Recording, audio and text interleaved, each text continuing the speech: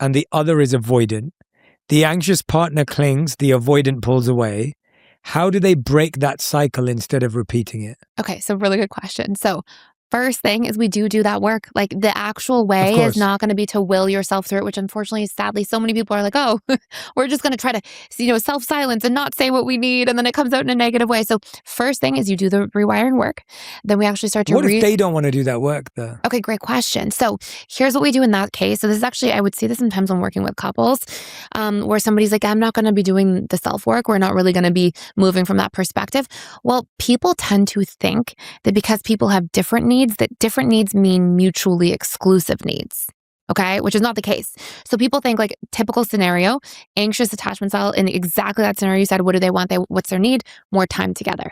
What's the dismissive avoidance need? More space, more freedom, more autonomy. So what we do in that case is just because somebody wants more time and somebody wants more space doesn't mean that can't work. What we get people to do is talk it out from that feeling need framework enough where you have pockets of time to meet both each other's needs. So you'll probably see this.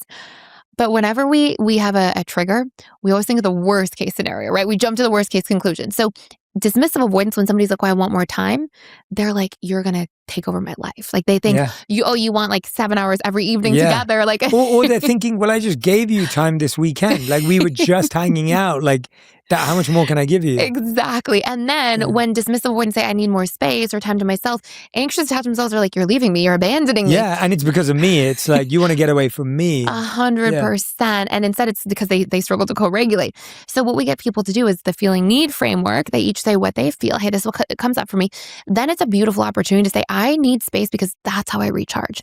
I need time because that's when I feel connected. So now they actually understand what's going on. And then, okay, what do we need? Paint the picture. And when people paint the picture, they realize